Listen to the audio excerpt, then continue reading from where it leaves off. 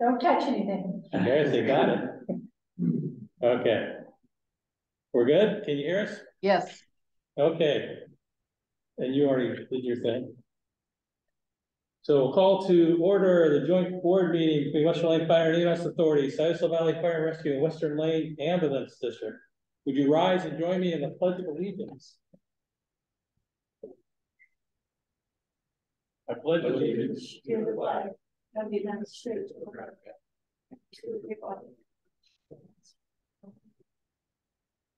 Indivisible, with liberty. You. Holly, would you do roll call, please? Yes, SVFR and WLFEA directors, Director Burns, Here. Director Polisi, Director Heppel. Jim Here.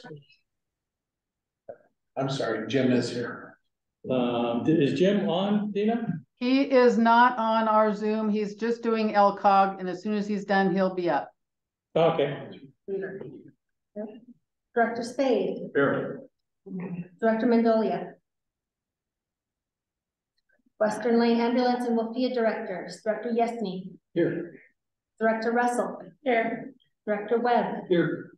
Director Holbrook, Director Buss. She said she would be late. Okay. Okay, we do have quorums. All three agencies, correct? Correct. Awesome. So do we have any public comments? No public comment. Thank you. So now we get to do something sad but exciting. We get to have to recognize our outgoing directors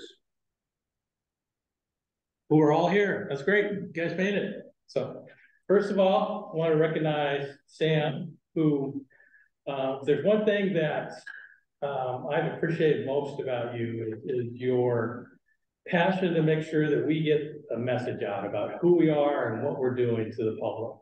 And I know we haven't done as well as you'd hope we would do, but we are trying. We're going live with our website, so I think a lot of that has been for you pushing us, and I do appreciate that. So we have a small token of our appreciation. We should have had take a picture as well. Sure. Thank you. I'll take a picture of it.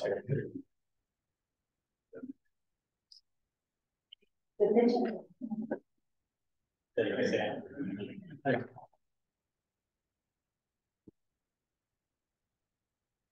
And next is Director Burns, who that has been the most unique relationship I've had with the director, has been with you, in that.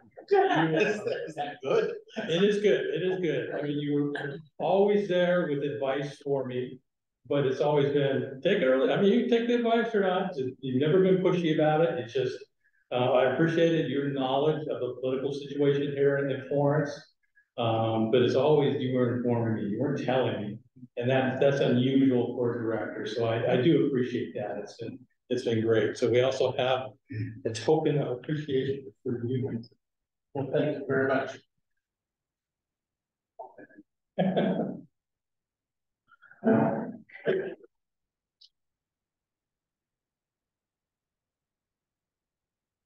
And our third director is leaving us once again, Rick Yesney.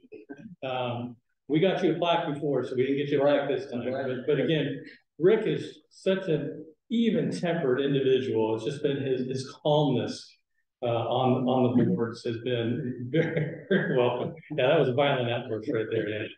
Yeah, so it's been very welcome. So what we decided to get you already got a plaque the last time you were there. So some of you may know that Rick is a golfer. He's a very, very good golfer.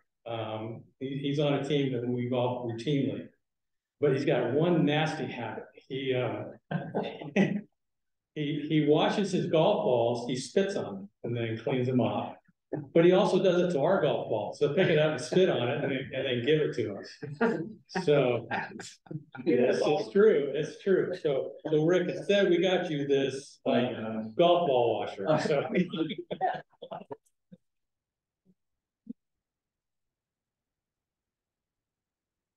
never again should you spit on.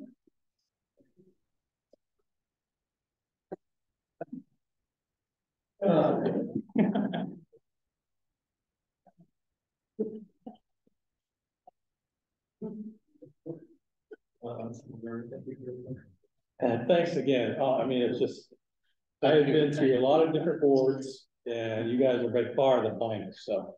Not that my evaluation inside had nothing to do with it, but you guys really are, you've been great directors. Okay. Are we doing, MCR update? We are? Okay. Yeah, I'm here if you're, Who is that? Camille. Are you, oh, you just on voice? Yeah, Okay, so we're gonna have Westmoreland Crisis Response Update, Camille and Melissa, go ahead. perfect. Well, I'm so sad to see everybody leave, but understand it's going to be hopefully for good reasons and enjoying your time off. Last month we had a total of 64 calls. Of those, we had 23 phone consults. And a year ago, we actually had a total of 44 calls, so we're definitely increasing. We had 8 mental health calls, 16 homelessness, 4 family disputes, 1 sudden death, 8 drug and alcohol, 4 canceled en routes, 18 kind of other calls. We prevented 6 people from going to the hospital. We ended up taking 1 to the hospital. Some updates about our program. Lori Severance, who started our program back in 2019, at the end of this month is sadly retiring fully. So that's been such a hard part to grasp and fill that position. Lane County has agreed to oversee clinical oversight and helping us with training, so that's really awesome. And we're not having to pay them extra or anything like that, so that's really great. We're still in the process of working to see how that's going to work out, and we'll keep everybody updated on how that is. We have gotten 2 pretty good grants besides the Boys and Girls Club. The Boys and Girls Club the grant starts July 1st. This is an 18-month grant. Myself, Vanessa, and Melissa, and the wonderful staff at Boys and Girls Club have been collaborating to write a job description for this grant. The team member that will be joining them and we're going to be hiring. So we're in the final process of figuring how that will work. One of the other grants, which we applied for about a year and a half ago, the SAMHSA grant, the first go round did not get approved, but the second go round did get approved. So that will be starting September 30th. And that's a bigger grant. That's a 4-year grant. So we're really excited about that. And what they're going to be funding is 3 full-time client advocate positions, 1 full-time outreach coordinator position, project evaluator, and 0.5 admin position. So we're really excited. And the whole goal with that one was to make sure that we have the staffing for 2 people at all times. So that'll help tremendously if we can get that filled. So we'll see how that works. Then last grant we got was the HRSA grant. This grant starts July 1st, and it's a 1-year planning grant. This will help us work on building our relationships within the community and building better mental health resources in our area. Kathy Smith, who was instrumental in starting the mobile crisis program, is going to be spearheading this part of the grant, and we're very excited about that. Melissa was not able to meet us or be on the call, but she did send me an update for everybody. Bear with me 1 second.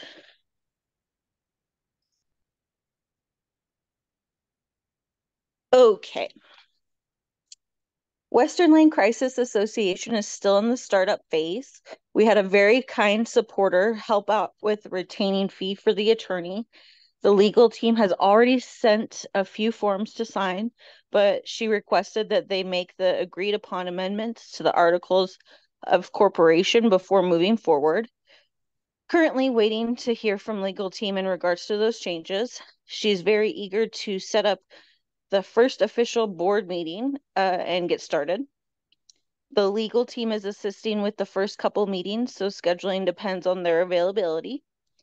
In the meantime, she is actively looking for a grant that will help cover the rest of the legal fees, which will need to be paid off in December. And she had a grant update out.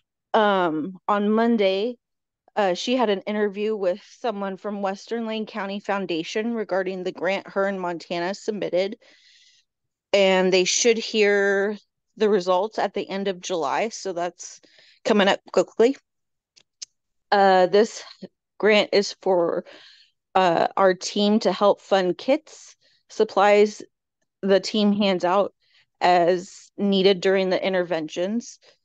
If the full amount is approved, we can order additional Office, Microsoft Office applications for the team, a laptop, an iPad for the transport vehicle, and possibly additional radios. So we'll keep our fingers crossed that we can get at least some of that. And last that she said was, we would appreciate and be grateful for any support in helping share about our available part-time positions. If you know of someone that would like to help make a difference in our community, if anyone is interested, welcome to call or email her myself. And that is pretty much it. Thanks, Camille. Any Yeah. questions for Camille? Anybody? Yeah, yeah, go ahead, Rick. Do the grants then, it sounds like a 3-year and a 4-year operating grant and then a planning, so. There was a 4-year and 18-month. At 18 months, so Yeah. will those cover operations for, current staffing for at least the 18-month period? No, the 4-year one will, but it may be worded that it's in addition to what we're doing now. Okay. So it wouldn't replace, and Camille, correct me if I'm wrong, but I don't think it would replace what the county is paying us now.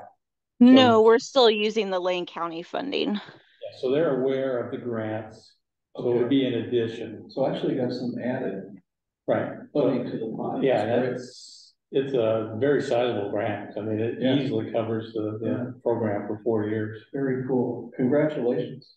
Yeah. Thank you so much. Awesome. It's a little nerve-wracking right before I go on maternity leave, but Yes. Okay, thanks, Camille. thank you.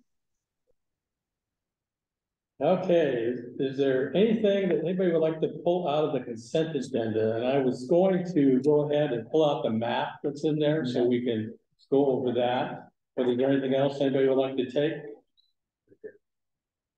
Okay, let me see if I can share my screen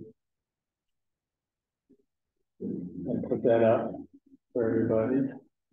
There we go. Share screen.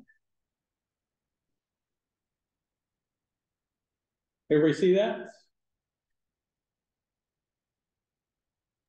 Yes, we can.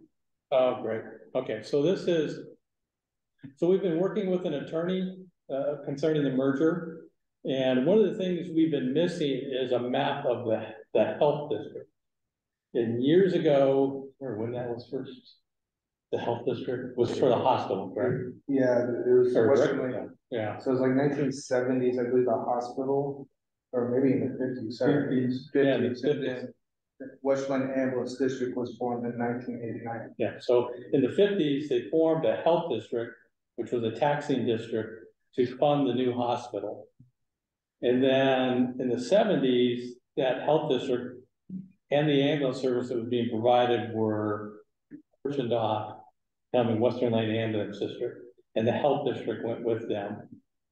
And if you see that hatched area, that is the Western Lane Ambulance Health District. Now, Lane County is divided up into, I think, about 8 different ambulance service areas.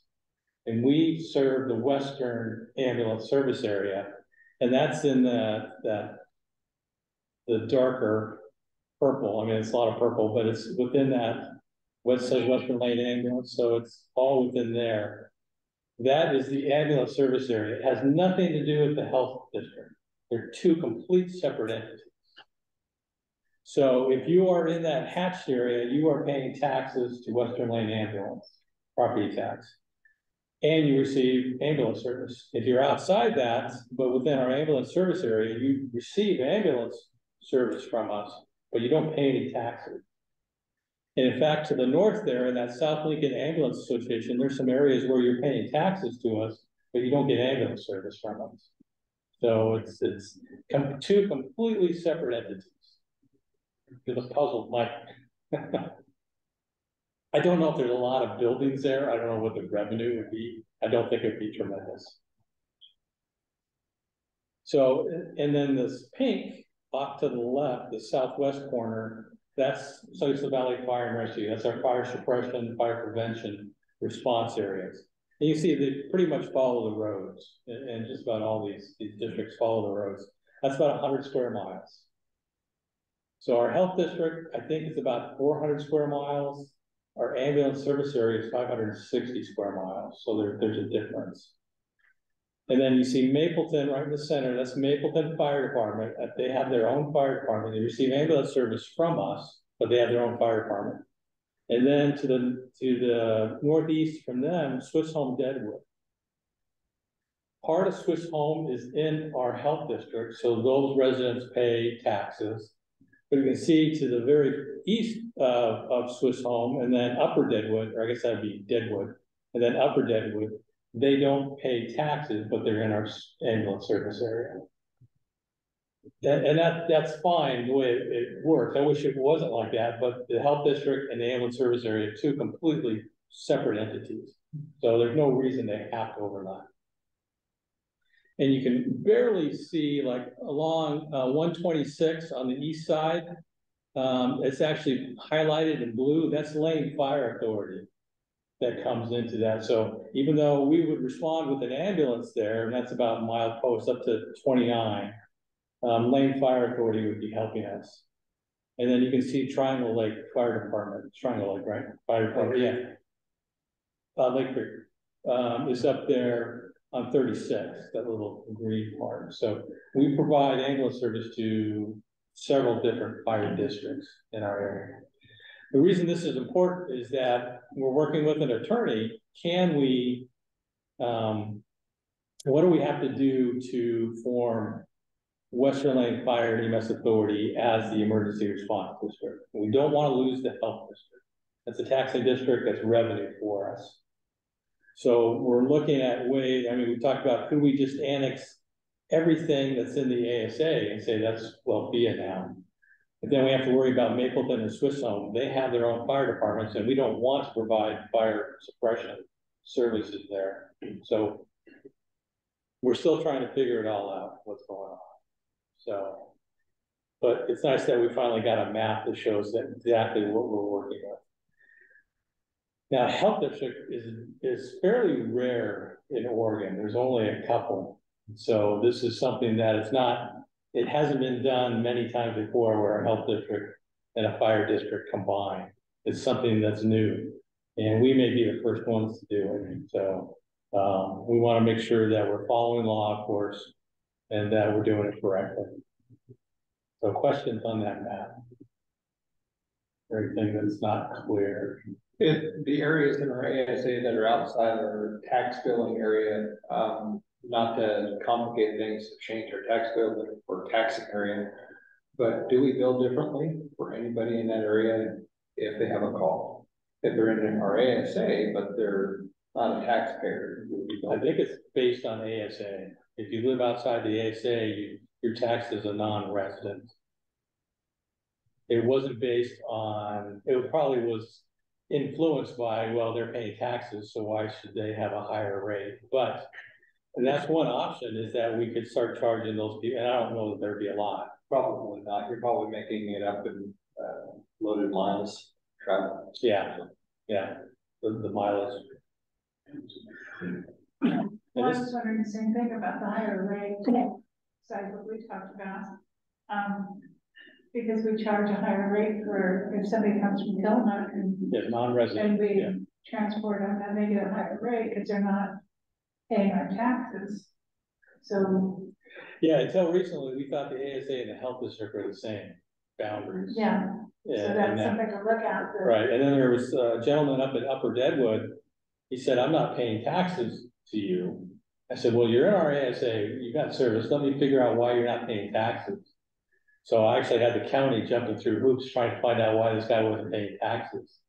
And then it turns out, well, he's not in the health district, that's why. So, and I don't know how many homes are up there, probably some nice ones, though. Yeah, Just to. Probably not, they're not paying taxes. yeah. They probably take care of themselves. Any other questions on the map? So, still working with the attorney. He's making progress. I hope to have, we can bring in some board members here within the next couple of weeks just to hear what he's saying and ask questions and see what our next steps forward are. For those in South Lincoln, you're picked up in South Lincoln County, which is out of our ASA. Do they pay a different rate for being out of our ASA and they're also taxed? So That little small area up on top. I don't think South, that's out of Yahats, I don't think they even would know that they're paying taxes to us. I don't know. Yeah, I don't even think there's houses in that sliver. You're talking about Rock Creek area? yeah, just north of. And there's a gray area from about 174 to like 169. Yeah. Yeah, I think when the health district was set up, there wasn't an ASA at the time. So I mean, I should probably an MBA or something like that. Yeah. Okay, good question. Call volume. Chief House. Call one for like per your board packets. We are continuing to catch up to last year's pace, but we are still falling behind. EMS ran year to date for fiscal year 32 calls. Last month we ran 51 more calls than we did last year. So again, we are catching up, I think, going post-COVID, and we're seeing more tourism coming in. I'm sure we're all seeing it out in the traffic too. Fire is the same, that we continue just to catch up from last year's numbers in the annual and monthly. And the combined efforts, you know, I'm looking at ways to break this call volume down to one way now versus having to separate between fire and EMS, because there's many times that we have both agencies, both fire and EMS on the same call, that I don't think it's really true reflection of combined efforts call volume. So to be determined probably after July 1 into July 4, maybe we'll have that better breakdown of combined. Yeah, you're out of here. We'll let you know. Happy. As always, happy with any questions. Okay, thanks, Matt. Dina, financials. Good evening, everyone. So before we get to the resolution that's on the agenda, which is the Western Lane Ambulance action item, I just wanted to point out a couple of things. If you've looked at the budget versus actual reports at the interest income, with interest rates so high, when we put $1.5 million, when Western Lane Ambulance put $1.5 million into the local government investment pool, that has earned $48,000 in interest this year. Sayula Valley Fire put $1 million in the local government investment pool, and that has given us $35,000 in interest. So that's amazing. Just wanted to point that out. I also wanted to give an update. The month of June is our LifeMed renewal month, and my staff has been working just tremendously on processing all of the renewals that have been coming in. I would say that they've processed about 1,300 renewals to the tune of $71,000 just in the last 2.5 weeks. And I also wanted to point out that I haven't seen these renewal forms, but I've been told that many of the forms have comments from our community members thanking our EMTs and paramedics and responders for the wonderful work that they do. And we've just had many comments on these renewal forms. And I just wanted to pass that on to the board and to Chief to make sure you guys know that the community really appreciates our responders. One of the things also I wanted to let you know, we had talked about ways to get the word out for LifeMed for more renewals. Our social media person, Ave Bernard, has created a really nice 1-minute video. I wish I could pull it up to show it to you, but maybe we'll show it to you next month. This video is going to be posted on Facebook on Monday, and he's done a really good job just promoting LifeMed. And he's got a drone over the top of an ambulance going down the street, and he's just done a super job. So that's, if anybody's on Facebook, you'll see that go live on Monday. Then before we get to the resolution, are there any questions on the regular financials I can answer? Dina, I had a question regarding Western Lane. It shows that our net operating profit or loss is about $800,000 underneath, profit. So underneath break even. How much of that is attributed to the equipment purchases? My estimation is like 1.1 or 1.2 million in equipment purchases this year. Am I right or wrong? I'm just trying to find where you are. What report are you looking at? Figure out the profit or loss or the income statement, the net income or the loss. We're showing a reduction in cash of about $800,000 from the year before. Or any cash balance. On balance sheet? Yeah, if we had not purchased the equipment, yeah, that'd be the balance sheet. So if we had not purchased the equipment, or any cash balance would be to the good. I was thinking 300,000 or 400,000, but I just wanted to.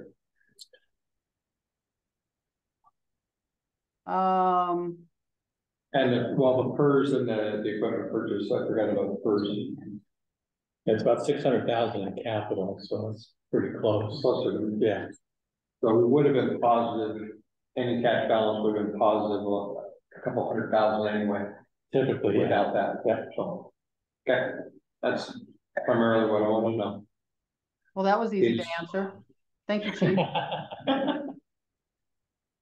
Dina, I have a comment or a question on capital outlay as well. We're within $300 of being over budget. So we don't have anything purchased in June that we'd have to reserve or do a resolution for, is there? No, we're done with capital for this fiscal year.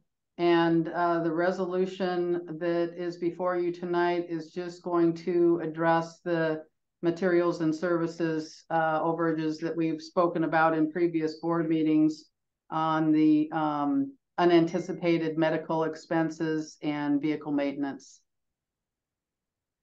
Yeah, the capital were pretty major items. Yeah, we don't have anything. Okay. Thank you. So without further ado, we can address that resolution. Like I said, we are just moving 300,000 out of contingency to cover the operations and some of the administration costs, just to get us in compliance with our budget for the end of the fiscal year. Are there any questions about that? Hearing no questions, would someone like to make a motion in a second? I'll make a motion to approve resolution 2023-03 to amend the budget. Rick, would you like a second? Okay, yes, I'll second that motion. Thank you. All those in favor? Aye. Aye. Opposed? Resolution's passed. Thank you. Thanks, Dan. So we have no old business, new business, and this is the part where I heard from multiple directors that you wanted to get a little bit more hands-on for good things. So we would like you to start looking at our job descriptions and policies. We should be reviewing policy. Well, we review, staff does constantly. I mean, we try and do at least once a year, but probably more than that. But a lot of the policies should be reviewed by the directors as well. And certainly we'd like you to at least go over the job descriptions one time, because we don't change those very often. But so we sent you some job descriptions, some policies, and we're just looking for some feedback at the next board meeting, unless you have feedback now. But so you guys are off the hook, although you can give us feedback. But and we'll probably put a couple in every board packet, and then just, you have a month to look at them and either bring your comments at the board meeting or email or just phone call would be fine, but just to get some feedback. And then we'll put that in the policy at the bottom that it was reviewed by the board at such time that it's reviewed. Perfect. So director comments. Personally, I'd like to thank Rick Yesney for stepping up and filling in the spot, and I appreciate working with both Alan and Sam. You guys have been great, so thank you very much for doing what you do. Thank you, gentlemen. I'd like to say that I appreciate working with everybody here. I mean, working with you, Chief, you're always open to my ideas and suggestions.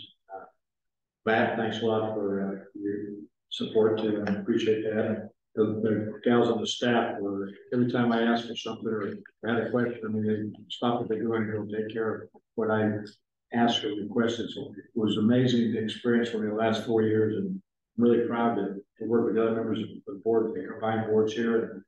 And it's really great to be a member of the team. I really appreciate it. Thank you very much. Oh, we'd love having you here. Thanks, Sam.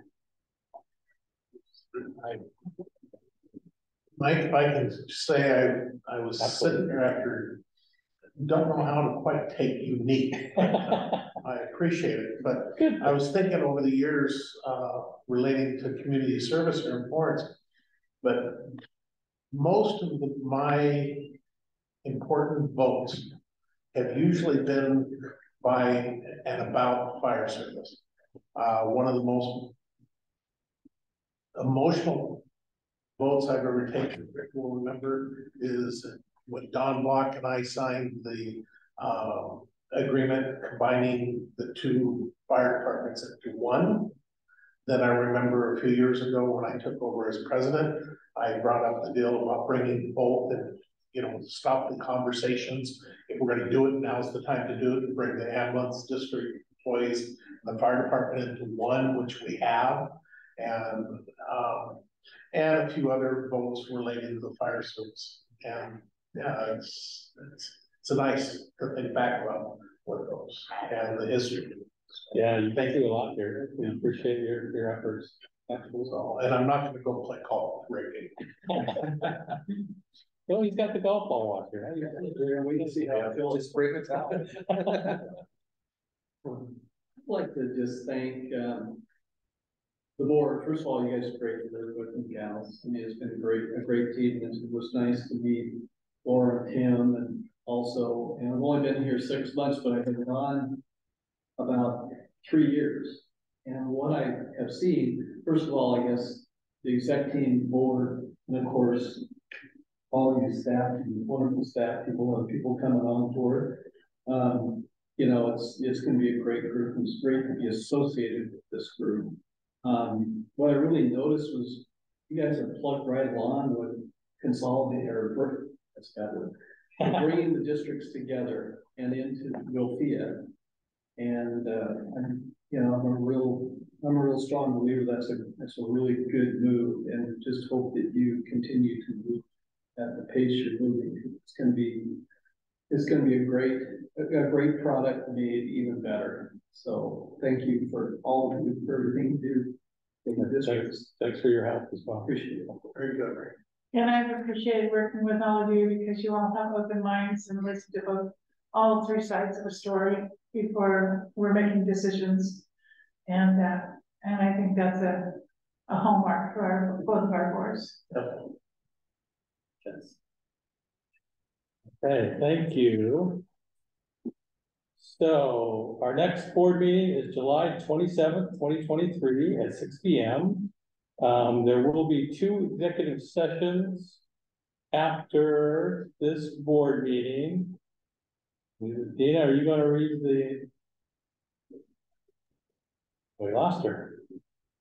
I'm here. I'm still here. I was just hiding. Do we read this before we adjourn or after we adjourn? Before, I can read it right now. Okay.